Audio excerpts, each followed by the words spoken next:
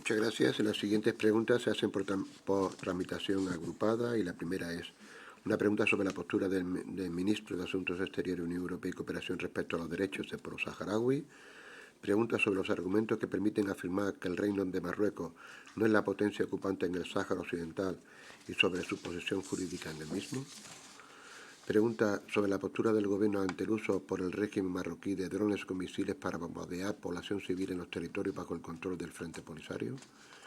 Pregunta sobre las previsiones del Gobierno en relación con la violación de los derechos humanos por parte de Marruecos con respecto al pueblo saharaui. Y pregunta sobre las previsiones del Gobierno en relación con la violación de los derechos humanos por parte de Marruecos con respecto al pueblo saharaui. Señor Mulet, tiene usted la palabra para formular. Gracias. Tenía preparada esta intervención ya para la anterior comparecencia fallida y creo que desde entonces ha empeorado bastante la situación. Algún día sabremos qué ha pasado para que el presidente del Gobierno de España se pliegue y humille ante el régimen autoritario de un sátrapa, ante un Estado terrorista como el marroquí. Las últimas noticias sobre el más que probable espionaje por parte de Marruecos mediante el sistema Pegasus a los teléfonos del presidente del Gobierno, la ministra de Defensa o el de Interior, o cómo espió a la anterior ministra González Daya y puso sus narices en la hospitalización de Brahim Ghali, ciudadano de nacionalidad española y presidente de la Autoridad de la República Árabe Saharaui Democrática. No sabemos qué robó Marruecos, supuestamente robó Marruecos del móvil de Sánchez, pero seguramente ha sido importante como para poder chantajearle y doblegarle y hacer que se humille constantemente ante un régimen que viola sistemáticamente las resoluciones internacionales y los derechos humanos. Las 4 preguntas agrupadas versan sobre asuntos que tienen que ver con el Estado terrorista de Marruecos. Reiteradamente, los acuerdos de pesca y agricultura de la Unión Europea con Marruecos son ilegales, según reiteradas sentencias por incorporar aguas o territorio saharaui sobre el cual Marruecos no tiene ningún tipo de derecho. Marruecos no es la potencia administradora del Sáhara Occidental, lo es España, y en Marruecos, por lo tanto, no puede firmar acuerdos o tratados internacionales que incluyan al Sáhara. Firmarlos y animar a recurrir las sentencias, como hace el Gobierno de España, es completamente ilegal, inmoral y irresponsable. Es de ser muy cínico afirmar en las respuestas copia y pega que siempre dan cuando preguntamos cualquier tema que tenga que ver con el Sáhara Occidental que España apoya una solución en el marco de disposiciones conformes a los principios y propósitos de la Carta de Naciones Unidas y sigue defendiendo las resoluciones en el Consejo de Seguridad y que defiende la centralidad de la Organización de las Naciones Unidas, expresada en sucesivas resoluciones del Consejo, y al mismo tiempo recurrir estas sentencias, como hace España, sobre los acuerdos comerciales o plegarse, como ha hecho Sánchez, a los designios de Mohamed VI. La pregunta sería, ¿no?, ¿qué ha obtenido Mohamed VI del teléfono de Sánchez? Otra pregunta es, el régimen marroquí está usando drones con misiles para bombardear población civil, o sea, para asesinar, para matar en los territorios bajo el control del Frente Polisario, según los acuerdos de alto el fuego firmados ante la ONU. Y es una clara burla y un chantaje a los organismos internacionales ante la pasividad, por no decir complicidad, del Gobierno español. Por ello se pregunta si piensa reaccionar el Gobierno español por su responsabilidad histórica o esperar a que Marruecos hostigue a Ceuta o a Melilla como hace con el pueblo saharaui. No han hecho nada a nivel internacional, todo lo contrario, han roto el consenso que existía en España al respecto, mientras envían armas a Ucrania que se pliegan ante un Estado terrorista, callan o, lo que es peor, muchas veces se hacen cómplices. ¿Cuántas armas ha vendido España a Marruecos para matar saharauis? Oficialmente, en 2020, España ha vendido 12,5 millones de armas a Marruecos, o desde el 1991, cuando se firmó el alto fuego, España ha vendido 385 millones de euros en armas únicamente por la vía oficial. La otra pregunta, hace unos meses el Gobierno decía que estaba apelando a la responsabilidad de la contención, instando a las partes a retomar el proceso negociador y avanzar hacia una posición política justa y duradera mutuamente aceptable según los parámetros que establece de forma reiterada las resoluciones de la ONU. La activista Sultana Haya, que por cierto ya está en España sana y salvo, no gracias a su gobierno, sino gracias a la solidaridad internacional. Esa misma semana, cuando registré esta pregunta, cuando el gobierno se daba por satisfecho con la respuesta que daba de que estaba haciendo todo lo posible, sobrevivió a un nuevo atentado y continuaba siendo violada, golpeada y secuestrada en su propia casa en el Sáhara ocupado. La pregunta era si creía el gobierno español que estaba haciendo lo suficiente ante este ataque a los derechos humanos y a las resoluciones internacionales. La cuarta pregunta, y termino ya, también era sobre Sultana Haya, que volvía a ser violada de nuevo y le preguntaba que qué pensaba hacer el gobierno para salvar la vida de esta persona, violada y torturada en su casa donde es retenida junto a su madre y a su hermana, y una casa en la que entran y hacen con ellas lo que quieren los paramilitares de Marruecos. Esta misma semana, Jóvenes Deportados ha permitido extraditar a saharauis que están en España escapando del régimen asesino marroquí.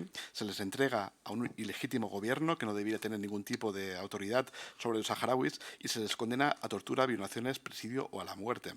Un Estado terrorista como el marroquí que hostiga al territorio español, bien sea en aguas de chafarinas, en Canarias con prospecciones, o juega con la apertura de las fronteras con Ceuta y Melilla, que juega con las vidas humanas, empujándolas en pateras o saltando las vallas, que crea bases militares junto a nuestras fronteras, que presuntamente espía los teléfonos del presidente del gobierno, un Estado que asesina, encarcela, tortura y viola a saharauis, que bombardea al Sáhara liberado, que continúa ocupando el Sáhara Occidental, y ante ello un presidente que traicionó a su electorado, a sus socios de gobierno, a su investidura, al pueblo saharaui y a las Cortes Generales. Por eso formulé esas preguntas, que siempre que las formula, la respuesta que dan son más bien vagas e irreales. Por eso las vuelvo a formular aquí una vez más. Gracias. Muchas gracias, señor Muret. Señora secretaria de Estado, tiene usted de nuevo la palabra. Muchas gracias, presidente. Señoría, propiciar la estabilidad de nuestra vecindad inmediata en el Mediterráneo y en el Sahel es una de las prioridades de este Gobierno. En un contexto geopolítico especialmente volátil e incierto, la seguridad del flanco sur es una prioridad para España y para la Unión Europea. Por ello, España tiene un interés claro en contribuir a la resolución de todos los conflictos que aquejan a nuestra región, incluyendo, por supuesto, el del Sáhara Occidental.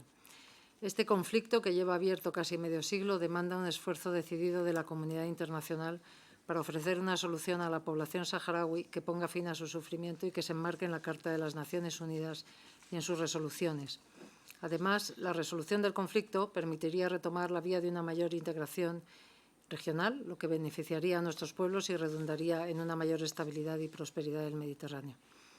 España desea mantener con todos nuestros países vecinos las mejores relaciones de amistad, de buena vecindad y de cooperación. Estamos convencidos de que eso es lo que permitiría garantizar la paz y la estabilidad en nuestra región y lo que permitirá aprovechar su potencial de desarrollo compartido para garantizar también nuestra prosperidad y lo que servirá para afianzar los lazos históricos y culturales, humanos y sociales que unen a nuestros pueblos. Al mismo tiempo, señoría, permítame reiterar que lo que guía en última instancia al Gobierno de España en este ámbito es la defensa de los valores e intereses de España, de sus ciudadanos y ciudadanas y de sus empresas. Afrontamos, por lo tanto, los retos y oportunidades que emanan de nuestra vecindad con espíritu constructivo y dialogante, pero también con firmeza en la defensa de nuestra estabilidad y de nuestra integridad territorial, de nuestros intereses vitales y de nuestras posiciones legítimas. Señoría, me pregunta en particular por el Sáhara Occidental. El Gobierno de España defiende una posición en relación con el Sáhara Occidental que se enmarca en el respeto absoluto de los propósitos y principios de la Carta de Naciones Unidas y de sus resoluciones, para que se encuentre, con el apoyo del enviado especial del secretario general, una solución política mutuamente aceptable, tal y como ha reiterado el presidente del Gobierno. En esta labor, el enviado especial del secretario general de Naciones Unidas, Staffan de Mistura, cuenta con todo nuestro apoyo.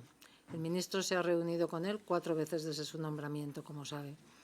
El señor de Mistura supone la mejor oportunidad para avanzar en un proceso que permita encontrar esa solución mutuamente aceptable y en el marco de Naciones Unidas para una situación que dura ya demasiado tiempo. Una situación que ha condenado ya a demasiadas generaciones de saharauis a la pobreza y a la falta de oportunidades. En su comparecencia del 8 de junio, el presidente del Gobierno fue también claro en esta cuestión. El pueblo saharaui tiene todo nuestro apoyo.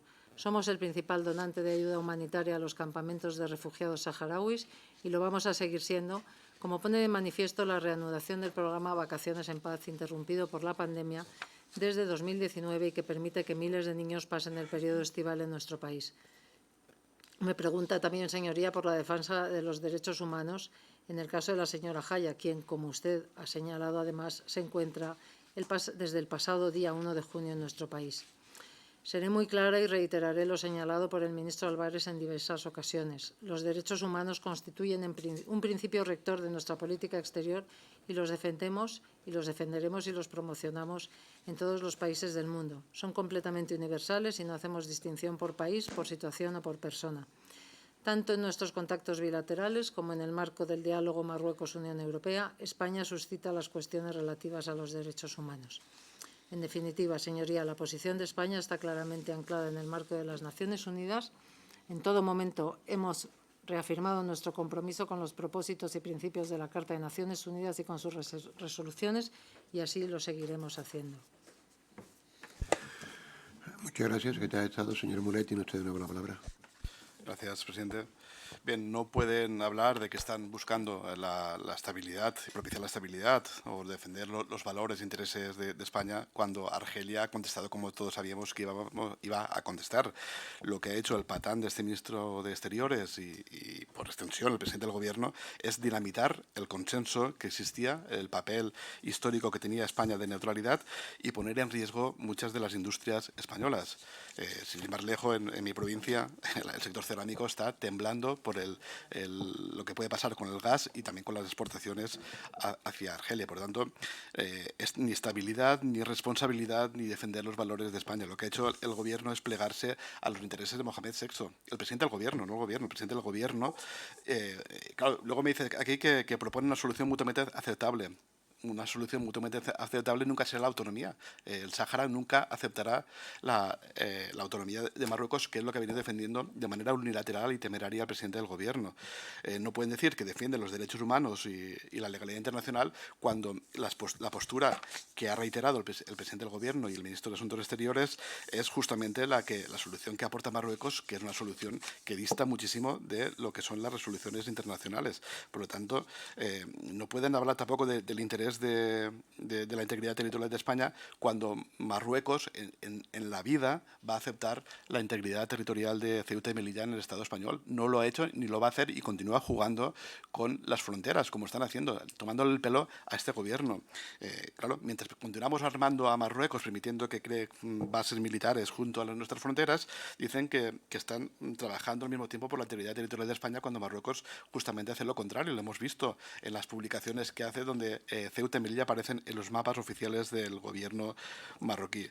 Tanto lo que aquí hacen un discurso, pero de cara a Marruecos hacen otro. Entonces, entendemos que solo hay dos salidas. O una rectificación, que realmente el presidente del Gobierno diga lo que usted ha dicho aquí, que no es lo que dice cuando comparece en las Cortes Generales o cuando lo hemos visto ante el régimen marroquí, o directamente irse, porque está traicionando a su electorado, está traicionando a las Cortes Generales, está traicionando a sus socios de gobierno y a sus socios de investidura y a la mayoría parlamentaria, inmensa mayoría parlamentaria de este país.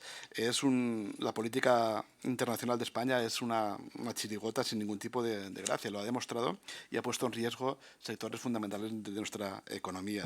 Por eso exijo una vez más una rectificación por parte de este presidente del Gobierno y sobre todo de un ministro de Asuntos Exteriores que no debería continuar ni un segundo más en su cargo. Gracias. Muchas gracias, señor Mulet. Señora secretaria de Estado. Sí, muchas gracias, presidente. Señoría, le reitero la posición de España, sobradamente explicada por el presidente del Gobierno en este foro, anclada en el marco de Naciones Unidas. En todo momento hemos reafirmado nuestro compromiso con los propósitos y principios de la Carta de Naciones Unidas y con sus resoluciones. Es una posición coherente con la que han mantenido los sucesivos gobiernos españoles y, como no puede ser de otra manera, plenamente respetuosa con la legalidad internacional. España aboga por una solución mutuamente aceptable en el marco de Naciones Unidas, como hemos hecho siempre. Y, señoría, España lo hace no solo de manera coherente con los sucesivos gobiernos, sino de manera alineada con las propias resoluciones del Consejo de Seguridad que abogan por una solución política justa, duradera y mutuamente aceptable. Muchas gracias. Muchas gracias, secretaria de Estado.